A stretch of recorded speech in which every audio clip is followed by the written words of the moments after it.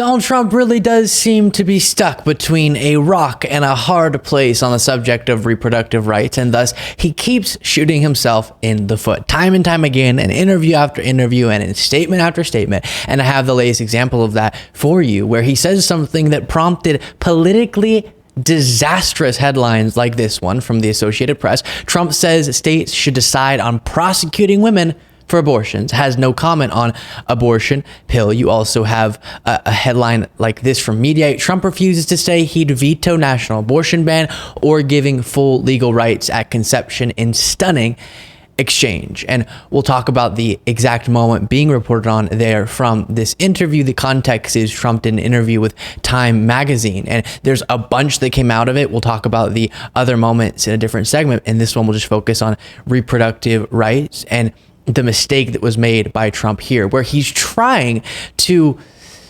tiptoe on this tightrope where he thinks he could please both pro-lifers and pro-choicers by saying that it's a states' rights deal. So pro-lifers, I'm responsible for the overturning of Roe v. Wade, so you should love me. Pro-choicers, hey, I'm not calling for a national abortion ban. He thinks he's being really smart with that, but every time he actually tries to deliver that message, it's a political nightmare, and there's always fallout, as we're seeing here on this one. We have talked so much about this, but the other important bit of context before diving into this interview moment is that Roe v. Wade, very popular, and people are very upset that it was overturned.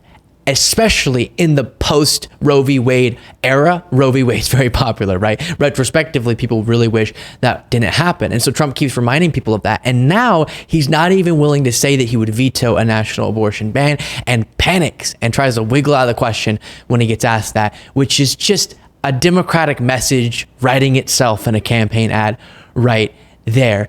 And we've seen the implications of reproductive rights and Republican candidates being correctly portrayed as extreme on this issue, like Donald Trump is with his record, and that's been disastrous for them electorally. Okay, here's this back and forth. So the interviewer asked, you came out this week and said that abortion should be left to the states, and you said you won't sign a federal ban. So just to be clear, will you veto any bill that imposes any federal restrictions on abortions? And I'll give the caveat before reading Trump's response that it's hard enough to follow Trump whenever he's speaking. Reading his speech is disastrous. So here we go. You don't need a federal ban. We just got out of the federal. You know, if you go back on Roe v. Wade was all about, it wasn't about abortion so much as bringing it back to the states. Wrong. So the states would negotiate deals. Florida's going to be different from Georgia, and Georgia's going to be different from other places. But that's what's happening. Okay, so he goes through his normal thing. 53 years, people wanted this overturned. I got it down, blah, blah, blah. And you'll notice he doesn't answer the question of would you veto a national abortion ban? So then the interviewer circles back. People want to know whether you would veto a bill if it came to your desk that would impose any federal restrictions. This is really important to a lot of voters.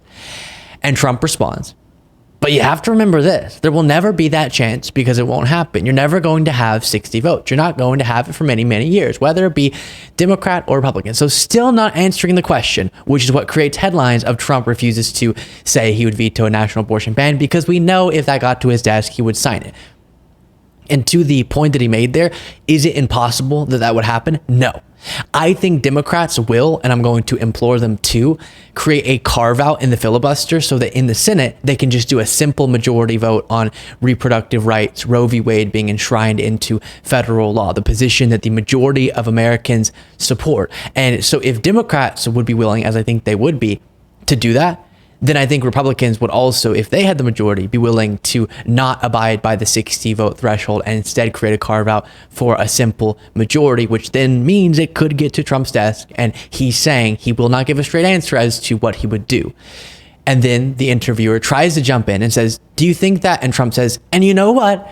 That's taken tremendous pressure off of everybody. But it was ill-defined. And to be honest, a lot of Republicans didn't know how to talk about the issue. That issue never affected me. Also not true. So then the interviewer jumps in again.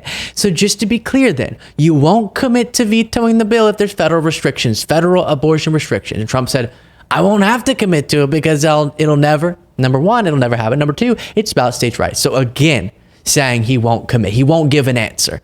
And that's, again, what creates Trump refused to say he'd veto national abortion ban.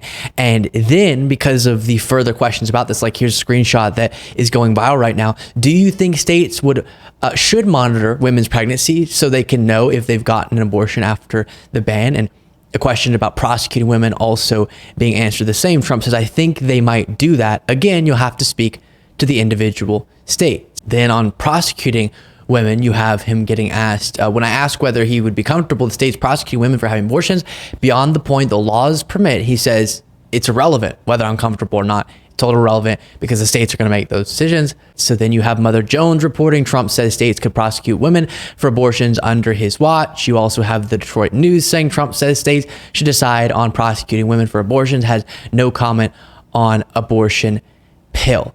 And I'll remind you that this moment is also coming back to haunt him. Illegal places, yeah, but you have to ban it. Do you believe in punishment for abortion? Yes or no, as a principle? The answer is that there has to be some form of punishment for the woman. Yeah, there has to be some form. 10 cents, 10 years. I don't know. That I don't know. That why I don't not? know. I don't know. You take positions and everything else. I do take positions. So he won't commit to signing, or to vetoing, I should say, a national abortion ban. He's on the record saying there has to be some form of punishment for the woman. He's saying, monitoring women's pregnancies, prosecuting women, up to the states. I don't know. But here's what you should remember. When that does happen, when people's lives are ruined like they've been, people's lives, health, their fertility being threatened because of these laws being implemented, emergency rooms not allowing women to get the care they need in emergency situations because they're petrified of these laws. Just these horrific stories we're hearing. Do you know what Trump wants to make sure you know? He did that because he does always circle back to, listen, no comment on some of this stuff. And I don't want to address the question of a national abortion ban necessarily. I'm not calling for it, but would I veto it? I don't know. But here's what I do know. I'm the one who is responsible for the overturning of Roe v. Wade, a very unpopular act, through the justices that I got onto the Supreme Court after promising that I would get justice there for that exact reason. And that message of, I want you to know that I'm responsible for the fact that states are currently doing horrible things. And I want you to also know that they can be as horrible as they'd like on my watch. That's not good. And creating the headlines I just read to you over and over again in these interviews is clearly him not messaging correctly on this issue and obviously being wrong on the substance of it. And I'll remind you that this all started, this latest saga of this abortion conversation with Trump started when he released this video. My view is now that we have abortion where everybody wanted it from a legal standpoint, the states will determine by vote or legislation or perhaps both. And whatever. Sorry, just to be clear, most people were great with the place that abortion rights were in legally before Trump did what he did. He brings that up and he thinks that if he repeats it 50 billion times, it'll become true. It's not true. Okay, it was fine. Whatever they decide must be the law of the land. In this case, the law of the state. Many states will be different. Many will have a different number of weeks, or some will have more conservative than others, and that's what they will be. At the end of the day, this is all about the will of the people. You must follow your heart, or in many cases. Okay, so he thinks, again, he's being super smart and walking sort of in the middle, and it's just not going the way that he probably had hoped. And then he gets questions like this in local interviews. Give people an idea as to what's going on. Are you following your convictions or following the polls? No, I'm following my convictions, and what we're doing is with states' rights. Yeah, so he knows that's the talking point he has to get to every time, which, by the way, to pretend like it's at all logical, really on either end of this debate, for it to be a states' rights issue, if you're a pro-lifer and you believe after conception, murder, then why you would leave that up to the states to make lawful murder, I don't know. And obviously, if you believe in the rights of women, then why you would leave that up to the states, I don't know. Wouldn't you want national rights? Yes. And then it's just such a weird place to land. CNN reports 15 times Trump's abortion position shifted over the past 25 years. And so clearly he's not able to stick to a coherent message on this issue. And that's the reality that hopefully people understand. You're going to hear a lot from Trump. He's going to try to muddy the waters on this subject. He's going to try to lie about what Democrats advocate for. He's going to try to rewrite his own record. But the key points are he's responsible in part because of his election in 2016 and getting the justice on the Supreme Court for the overturning of Roe v. Wade. And number two, because of number one, anything that has happened state after state because of that, you should in part blame on Donald J. Trump. And point three, he's a liar. He's a known liar. Tens of thousands of lies were documented verifiably when he was president. And so whenever he avoids saying he would veto a national abortion ban, that's because if it got to his desk, he would sign it.